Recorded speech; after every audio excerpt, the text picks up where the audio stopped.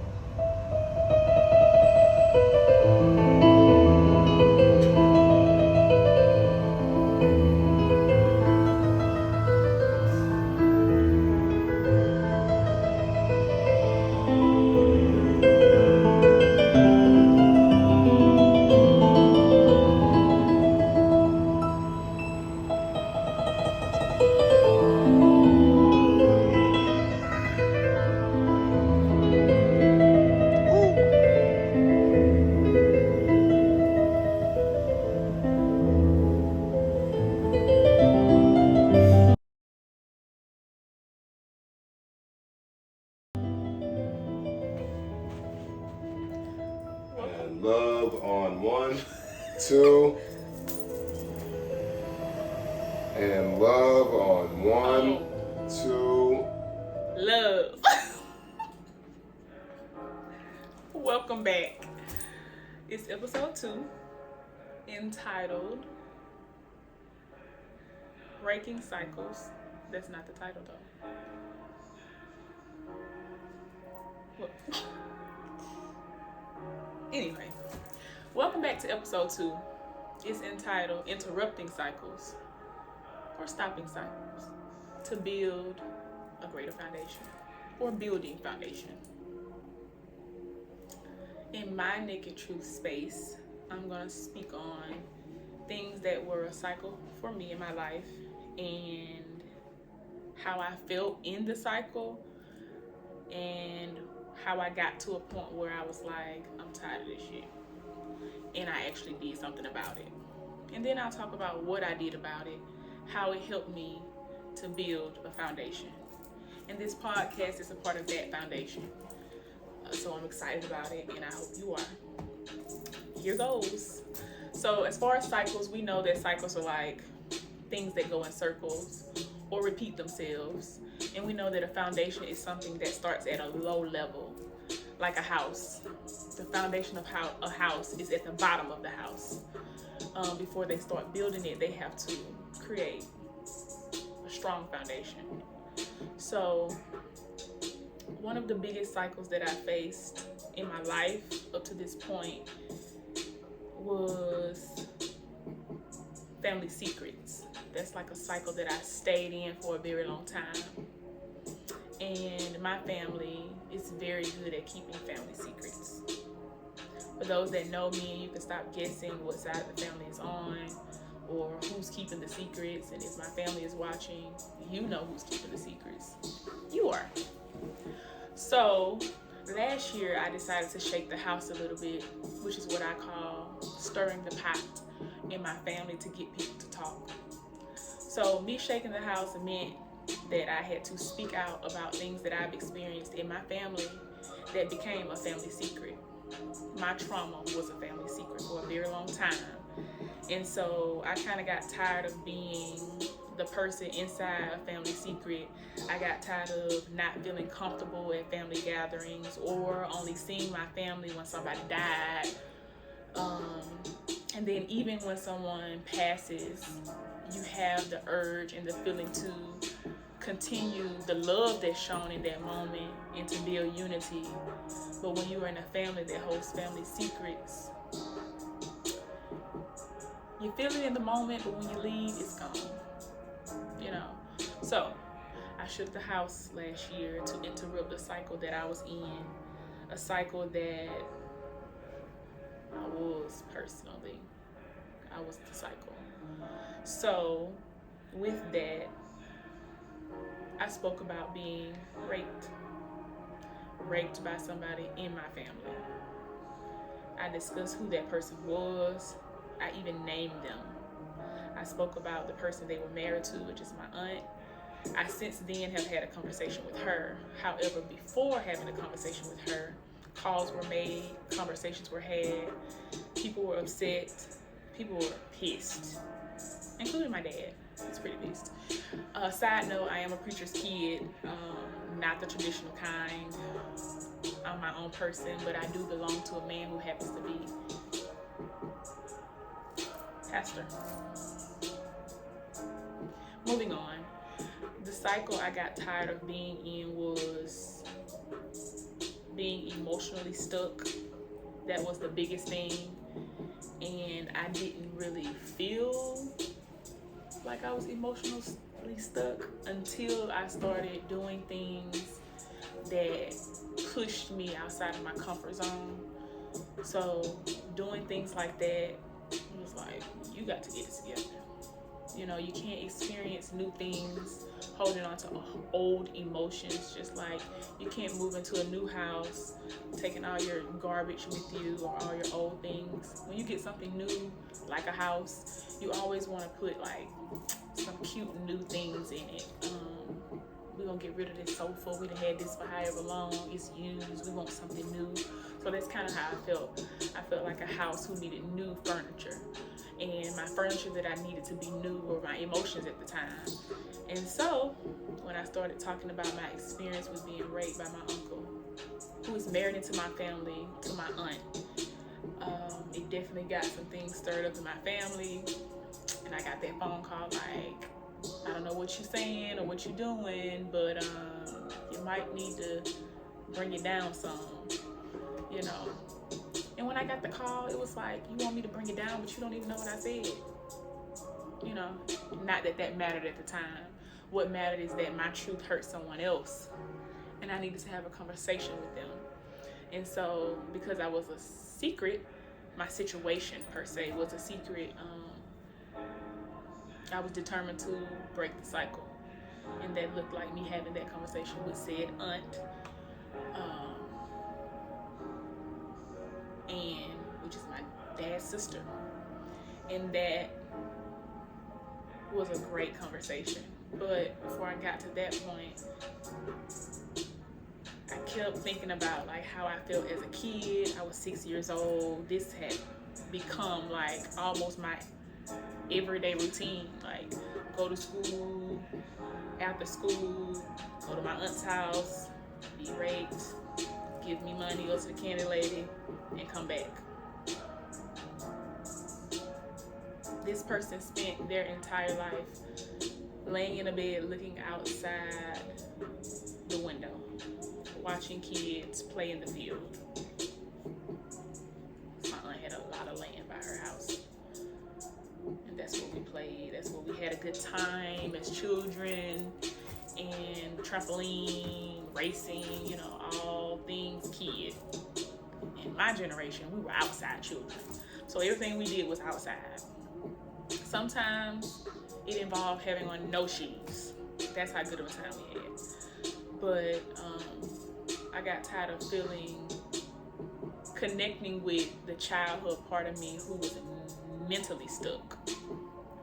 You know, in each development stage of my life, I had to specifically tackle a certain portion of life. So as a child, I suffered mentally. As a woman, I was suffering and am still suffering a little bit emotionally. And as a young lady, I was suffering physically. So being mentally in that cycle, I felt like I had went mute on the inside. On the outside, I probably was a regular child to most people. But to me, I needed help. I didn't know how to ask for it. I didn't know the first thing to do. I just felt like I wanted to crawl in a hole and die as a young kid. That's a lot mentally on anyone, let alone any child. So, a moment of silence for my childhood, what I went through.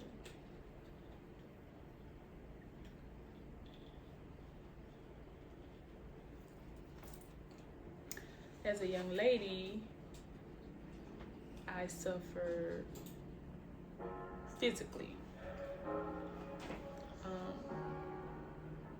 We want to talk physique-wise. Physique-wise, I didn't have any problems. It was the looks that I received because of my physique. So I struggled there, and I tried to cover up as much as possible. And that didn't work, obviously, in the South. It's like hot, but I did go through a phase of, I used to change clothes a lot.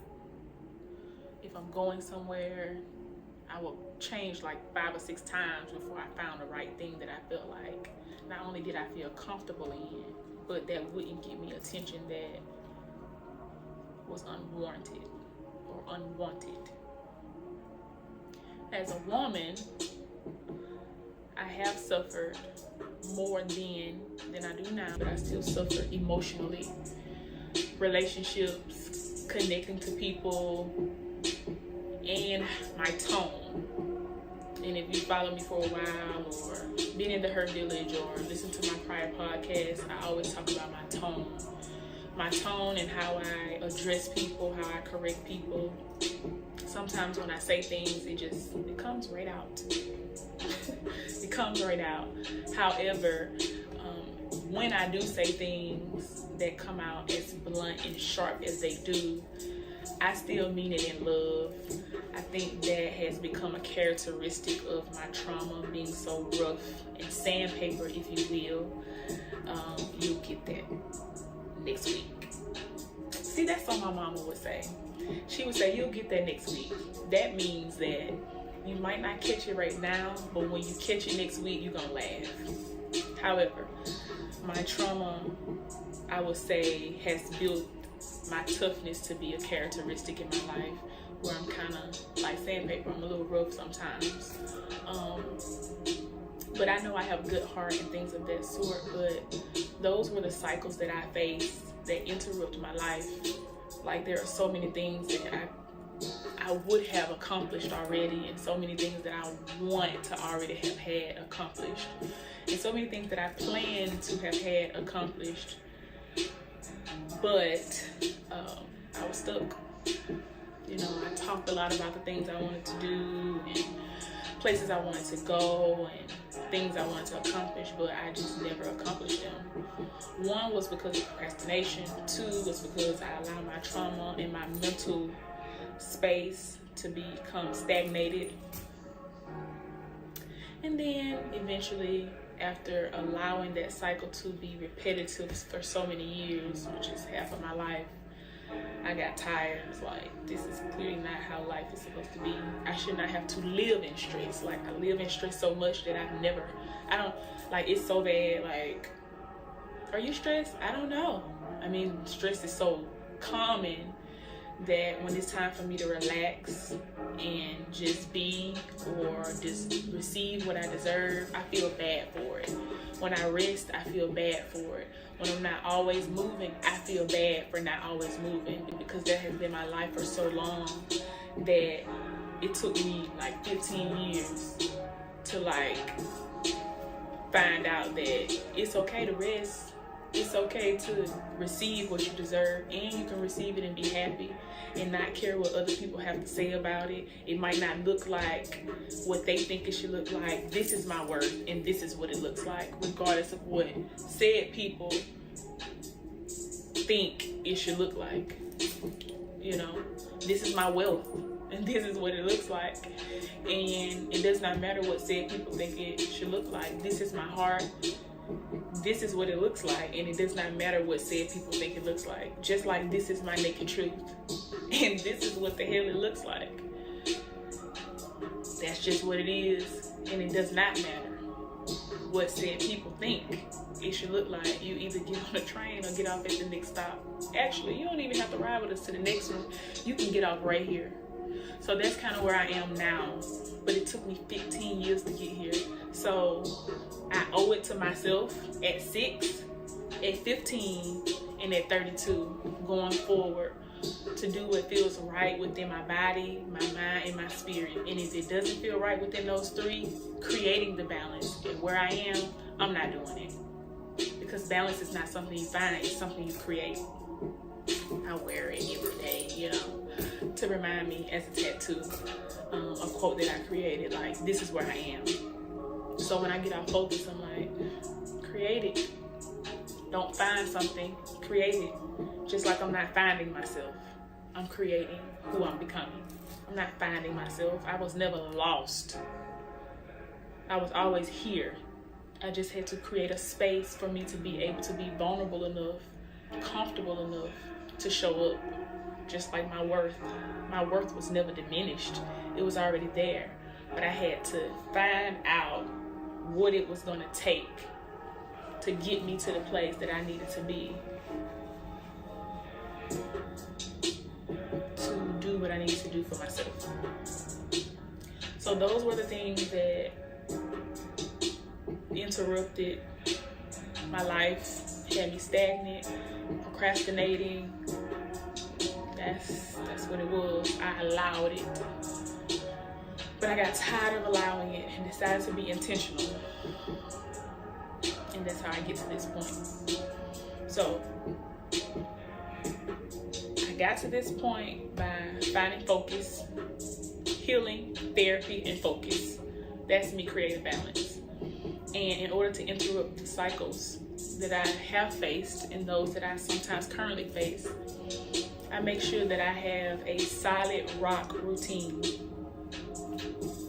I'm a spontaneous person by nature, but in order for me to get where I need to go by any means necessary, I have to have a solid rock routine.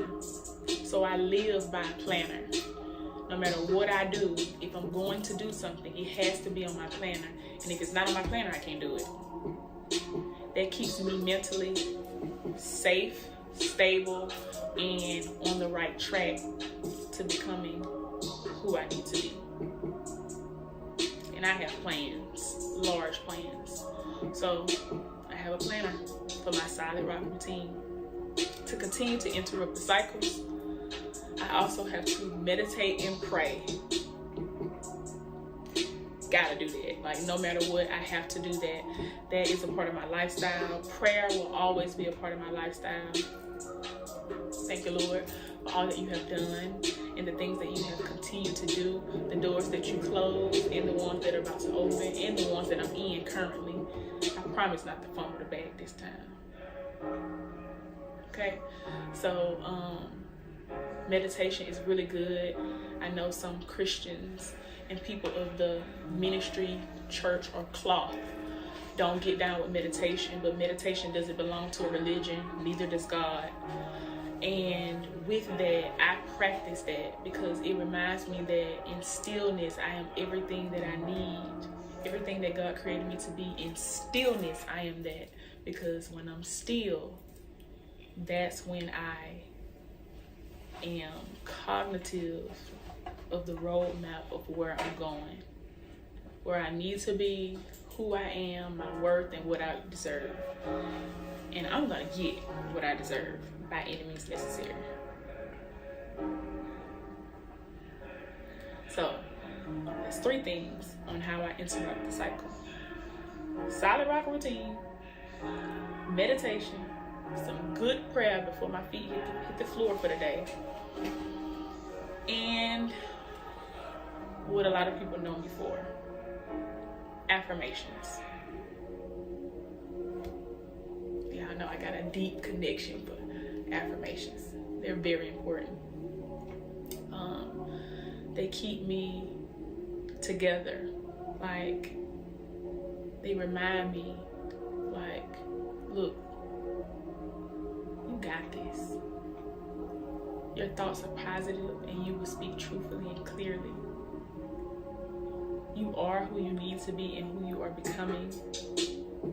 You will accept yourself just as you are today. Tomorrow you'll accept yourself for who you are then. And you are not the same person today that you were yesterday. You have grown, you have evolved, you have become, and you are becoming a better version of yourself each second, each minute, each hour, each day, week, and month, and year. You will not let anyone steal your joy. You can do this despite people who stole from you, despite people who say they love you, and then you turn around and find out that they really don't. You know, whatever the thing is for you, you can do it. A few affirmations that I tell myself. And I try to remind myself that I am who I need to be at this very moment, in this very place, in this very state, working with this very partner, and being able to be in a space that allows me to be me. So this is why this podcast is called My Naked Truth, because being naked and being true is not just about deep, it's about funny.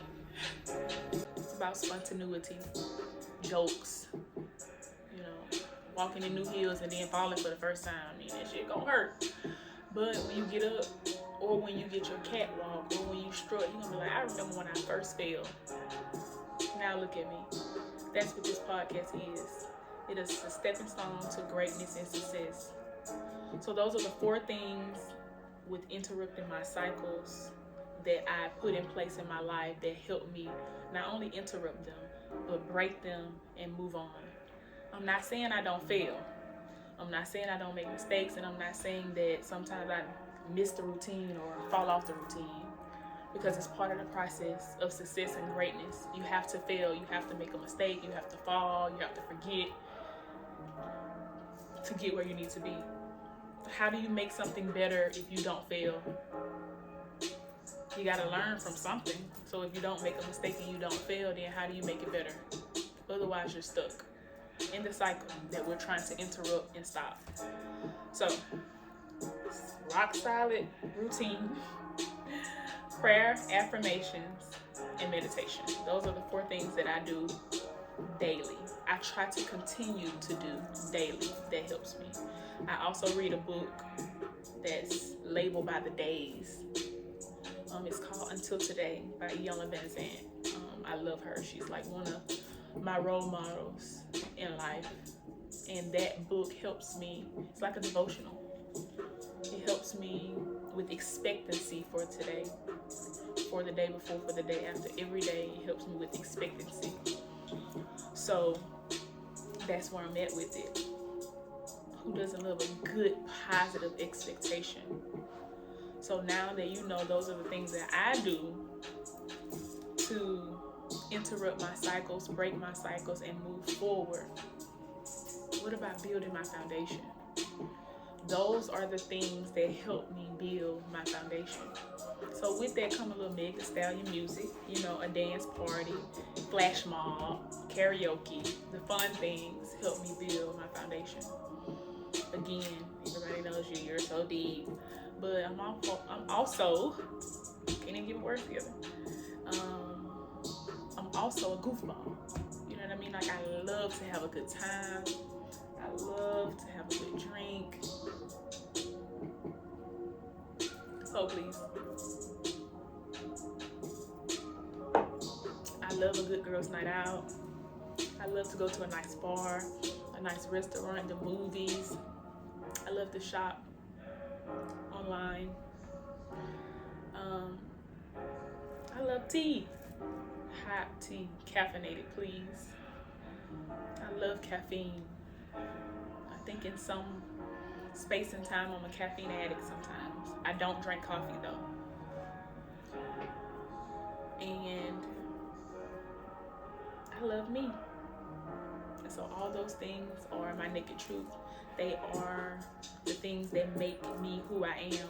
They are the balance that I created. That's how I build my foundation. I handle the things that make me small. I put things in place for the things that keeps me in a cycle to keep me back from being successful.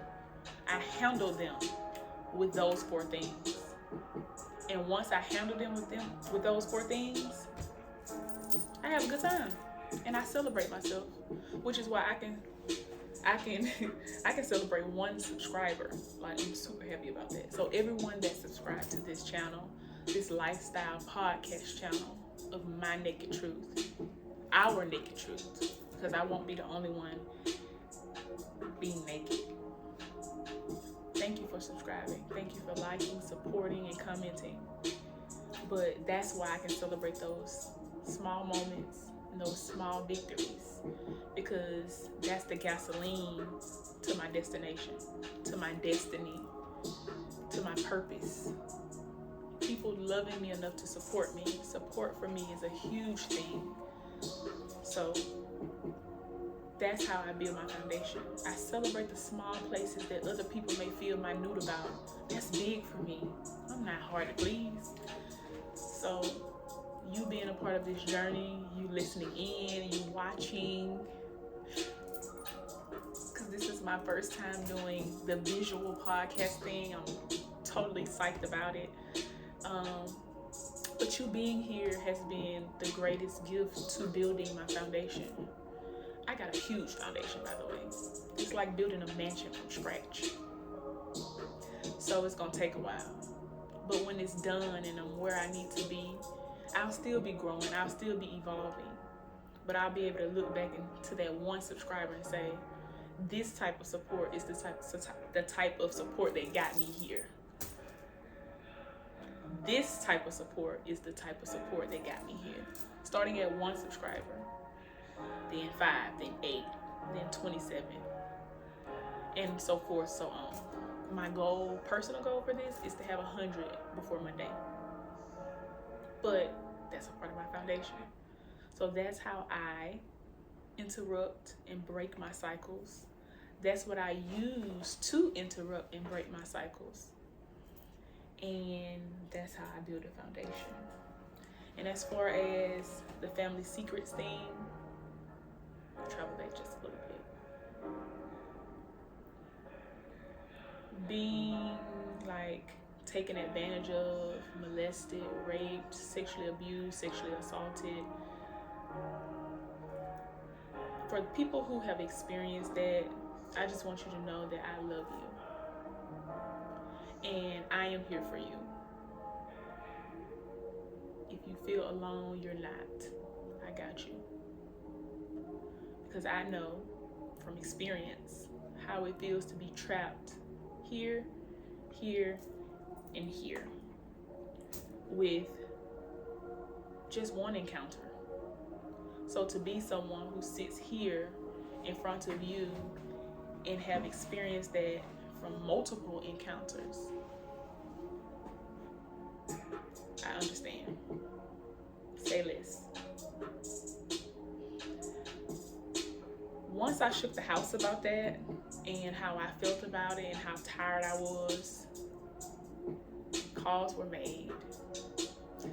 You know, some people just don't understand what it feels like to be trapped. You know, some people do understand what it feels like to be trapped.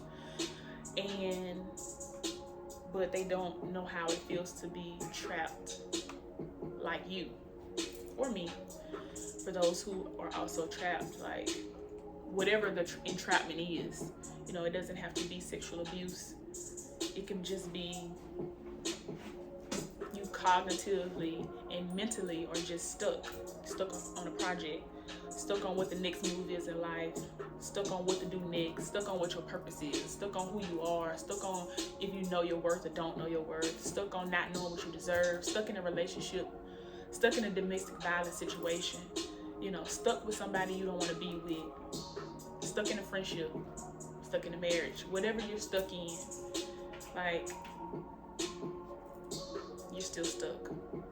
So, you know, being a person who is familiar with being stagnant and stuck, I shook the house a little bit. I got fucking tired of having to bear the burden and the pain and the hurt of something I didn't even fucking do.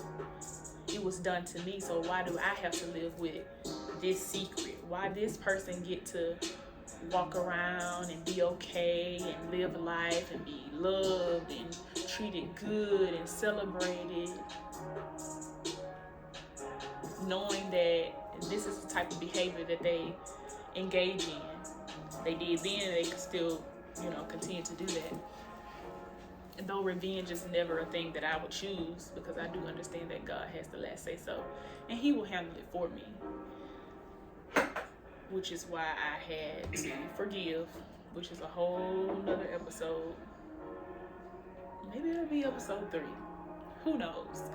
But I got tired of being stuck, so I shook the house. I spoke out about it on a platform that I never speak out about my personal business on, which was Facebook.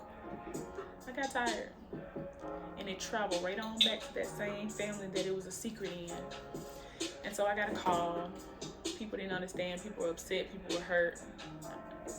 I don't really care that people were hurt, honestly, because so was I. It's not that I don't love those who I hurt by saying it, but I can't care about the fact that you're hurt because I spoke my truth. Something that happened to me that I needed to let out for a while. I spoke out about it, and it made me feel good. It made me feel free. I am free. It helped me get to the next level on where I need to be. And I don't think that I should care about it hurting someone if it does those things for me. That's not like taking away from my aunt's feelings about what I said. So moving on. Got the call. It was said that I should call her. My daddy called me, basically.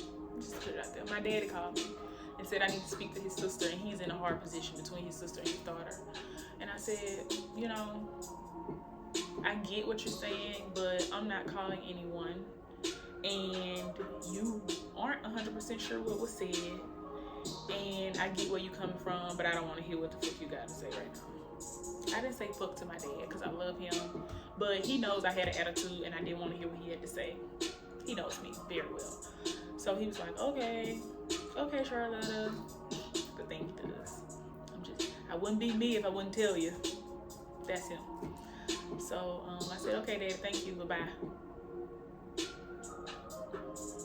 And then I got a call from said aunt, you know, and we sat down and had a conversation, and our conversation was really good, but it never touched on my space and how I feel and what place I was put in and what I felt like for something like that to happen to me and to be a secret. You know, according to my aunt, that was her first time knowing that. My mom told her. And because I never told my parents, you know, until one year I spoke about it at a service, church service, and they were like, oh my God. I mean, it was a better reaction than that, but that's kind of how I see it. Oh my God. But I think when people hear people talk about rape within their family, it is common, but just because it's common doesn't mean that it's right, and it doesn't mean that we negate the fact that it happened to people all the time. And in the Black community, I've also heard that it's common. I don't give a damn how common it is. It's nasty, it's not right, and it needs to be talked about. So the naked truth part of me is going to talk about it. So in what way do we think it's okay to not discuss these things? I get that people may feel embarrassed or shame. Good. They should. Like, they really should. They should feel embarrassed and ashamed. But this is your family. These are the people you get with and have circle discussions about what is happening, why it's happening, and find a solution. Resolve it and move on. Because had that had taken place, therapy, whatever is needed, whatever resources, take that and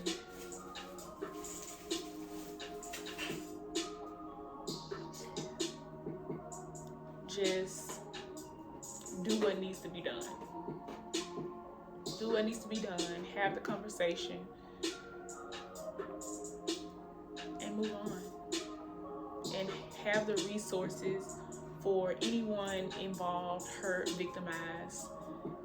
Check on them. Provide support within the family.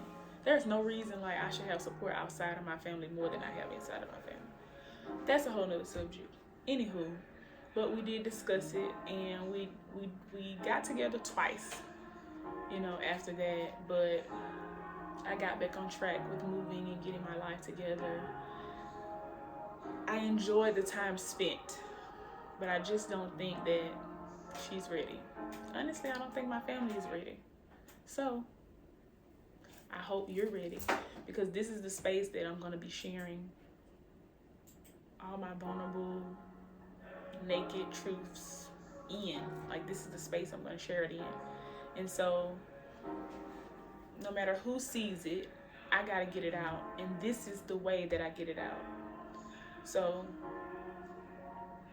those were the cycles I was facing. That's how I interrupted. That's how I break them.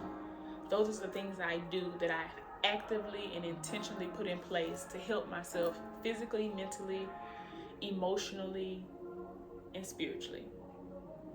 All those things are tackled in those 4 things. It's almost like I have something that helps me stay balanced in each portion of those parts of my life. So that's how I break them. Those are the things I do. And I celebrate myself in doing those things because they help me overcome the hardest parts of my life.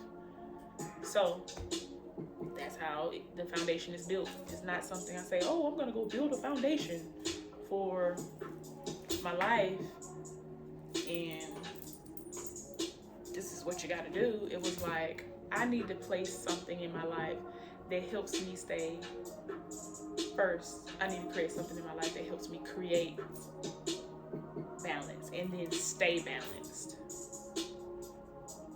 So that's what I do. I pray, I meditate, I say affirmations, and I read my devotional book until today. And that's 365 days. So I just redo it every year. And those have been the most practical, small things, minute. They're very minute, but they're practical. And I'm a practical person. Like, I need to do things that make sense to me or that's easy with the life that I have, because I stay busy. I'm always doing something. So in a life like that, you need something that helps you in your lifestyle. It doesn't take a lot of time, but that has a grand effect on you moving forward, and you can still get things done. So those are the things that I do. I use those actively, intentionally. When I first got here today, I forgot to read my devotional, so I did it while I was here. And so that's important to me. Sometimes we don't do it at a set time, but as long as we do it. So routine doesn't look like every day at 6 a.m. Routine may look like every day. It's a start. Then I work my way to every day at this specific time. Not only do I like things practical, I like to do things in a process. And I've learned to trust the process hard as fuck. But I've learned the hard way to trust the process. And starting is the best part of trusting the process. Like acknowledging the fact that, okay, look, this is a cycle. This shit is not helping me. I am not getting anywhere with this. I keep finding myself frustrated. How do I break this frustration? Well, if you stop doing X, Y, and Z, then you can. Okay, well, look, that's a lot. So to start and acknowledge that you have a frustration, a problem, or a cycle that you're stuck in is the best step ever, because you acknowledged it. And in order to break said frustration, not only do you need acknowledgement, but you also need something practical that you can physically do that will help you break the cycle of frustration. And then you put it into action. Action is very important towards manifestation. We talk a lot about manifestation. It has become a trend now. But what we don't talk about in manifestation is how much work it takes to manifest something. It's not oh my God, I wrote it on my vision board and I thought about it and I dreamed about it and it happened. That sounds real good until your ass put it on your vision board and know that you can't just get a mansion from thought. Like, it comes with a lot of work. We don't talk about the work, but I'm going to talk about the work. I'm going to celebrate all these small victories all the way up into the work, so you can be like, dang, this is what manifestation looks like, not says. Because I'm going to always speak it into existence, but I'm not just going to talk about it. I'm going to show you what it looks like. And it looks like writing a thing down, make it plain, speaking a thing into existence, speaking it out loud, like, this is what I will do. But the biggest part of that, the foundation part of that, is working your ass off to get it by any means necessary. So that's what it is. That's what it takes to break or interrupt a cycle. That's how I do mine. That's my naked truth to interrupting and breaking cycles and building the foundation that is like still being built to this day. I can still stand on a portion of it. It's strong. But I'm not done. I'm just getting started, actually. So that's where I'm at with this. I hope that something I said will inspire and or empower you. And I hope that you're also able to share that with someone else. Thank you so much for tuning in to My Naked Podcast. Your healing awaits you. Thank you so much for listening to My Naked Truth Podcast. I hope it'll help you face yours. Your healing awaits you. Until next time. But don't forget to like, share, and subscribe. Thank you so much. It's greater. A moment of vulnerability.